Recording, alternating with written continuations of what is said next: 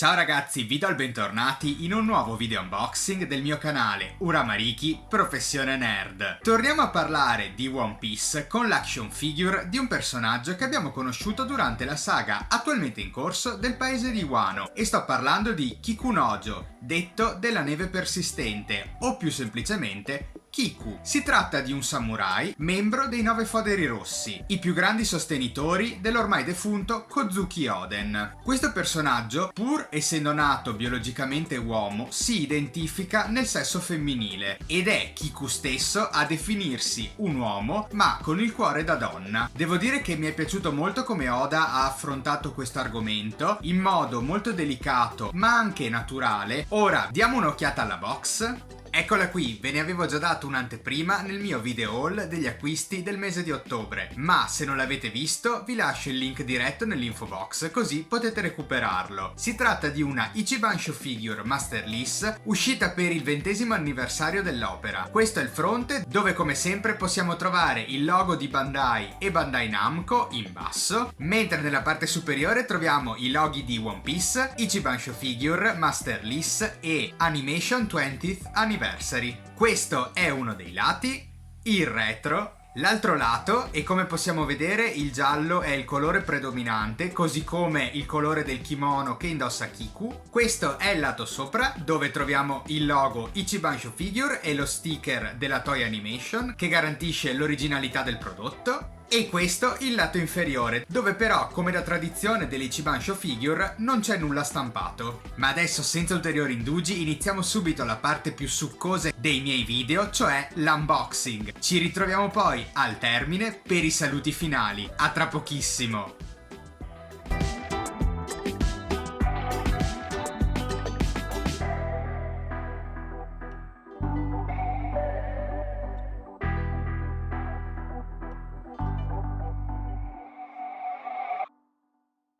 All'interno della scatola l'action figure sarà imballata in questo cartoncino protettivo. Andiamo ad aprirlo.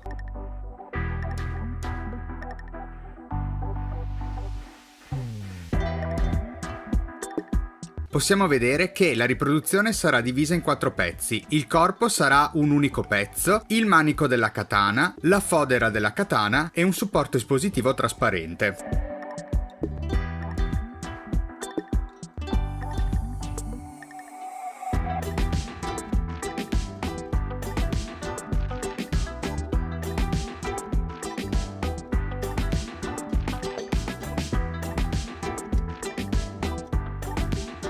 Questo è l'aspetto che avrà Kiku una volta assemblate le varie parti. Guardiamola a 360 gradi per poterla ammirare in tutta la sua bellezza.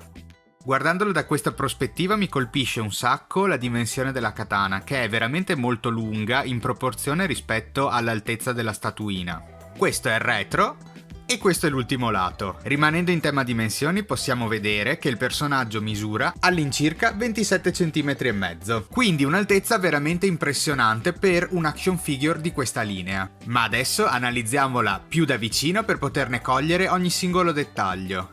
Il viso secondo me non è uno dei punti forti di questa riproduzione. L'espressione appare un po' neutra, non è né felice, né triste, né arrabbiata. Avrei preferito un'espressione più combattiva, visto che la scena è tratta da un momento in cui Kiku si sta legando i capelli per prepararsi a combattere. Ciononostante il volto è stato comunque scolpito e colorato alla perfezione. La realizzazione dei capelli e del laccio rosso in movimento è invece qualcosa di sensazionale. Siamo proprio ad un livello avanzato di scultura. È stato riprodotto in maniera assolutamente realistica il movimento dovuto al vento. Sia il retro del vestito che il fronte sono stati realizzati con estrema cura al dettaglio, con questo motivo floreale di crisantemi gialli, e non si possono notare particolari errori o imprecisioni. Come dicevo prima, mi è balzato subito all'occhio anche la lunghezza della spada. Anch'essa è stata scolpita e colorata in maniera impeccabile, con questi inserti oro sulla punta del fodero e sul manico.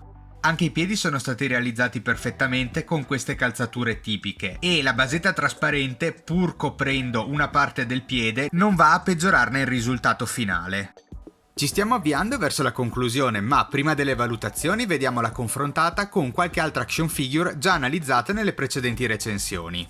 Ecco, come possiamo notare, l'action figure di Kiku è sensibilmente più alta di tutte le altre con cui la sto comparando, quindi la King of Artists di Goldie Roger, la Glitter and Glamour di Kozuki Ori e la Masterless X-Piece di Kozuki Oden. Come dicevo prima, l'action figure che è oggetto di questa recensione, quella di Kiku ovviamente, è fuori scala rispetto alla media delle altre action figure che si trovano in commercio, ma questo non è assolutamente un aspetto negativo, anche perché per quanto mi riguarda le action figure più sono grandi e più mi piacciono. Comunque mi fa sorridere un sacco il fatto che Kozuki Oden, che nella realtà dovrebbe essere abbastanza più alto rispetto a Kiku, in questa riproduzione sembri uno dei 7 nani in confronto a lei.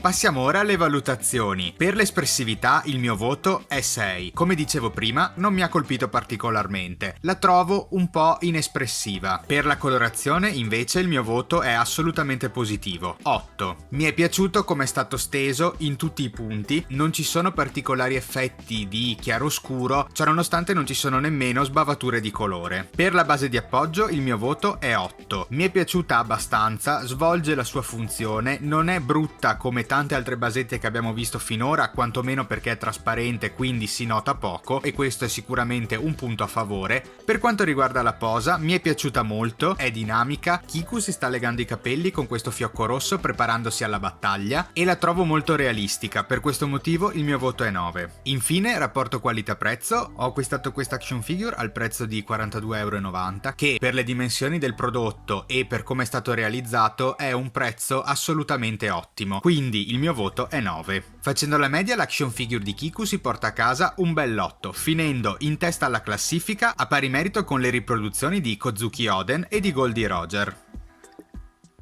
E bentornati! Se vi è piaciuto anche questo nuovo video, vi chiedo, come faccio sempre, di mettere un bel pollice in su, di iscrivervi al mio canale,